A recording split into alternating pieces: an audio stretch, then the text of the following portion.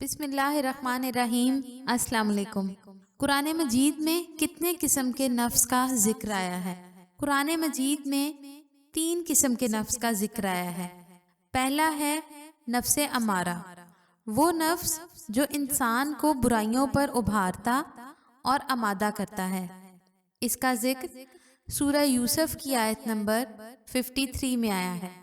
और मैं अपने नफ्स को बरी नहीं करती, बेशक नफ्से अम्मारा तो बुराई का बहुत हुक्म देने वाला है, मगर जिस पर मेरा रब रहम करे। मौलाना रूमी फरमाते हैं, तेरा सबसे बड़ा दुश्मन तेरे पहलू में है, और इससे मुराद नफ्स है जो तेरे पहलू में बैठा है। घर का दुश्मन बाहर के दुश्मन से ज्यादा खतरनाक होता है। शैतान तो बाहर का दुश्मन है, वो तो एक बार वसवसा डालकर चला जाता है, लेकिन नफ्स तो पहलू में है, बार बार गुनाह का तकाजा करता है। हजरत हकीमुल उम्मत फरमाते हैं, शैतानी वसवसा और नफसानी वसवसा दोनों में फर्क यही है, अगर एक बार गुनाह का तकाजा हो तो ये शैतान की तरफ से है, और जब बार बार गुनाह का तकाजा हो तो होशियार हो जाओ, ये नफ्स की तरफ से है।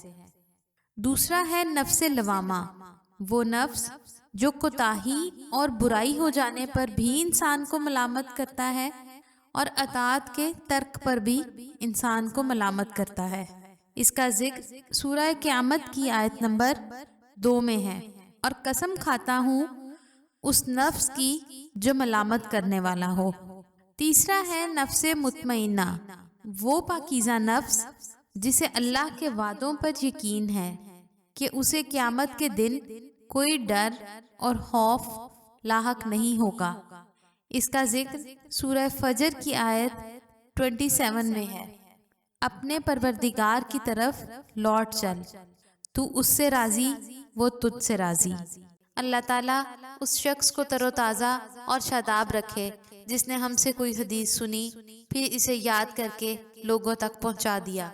मज़ीद इस्लामी वीडियोस के लिए हमारे चैनल को ज़रूर सब्सक्राइब करवाएं।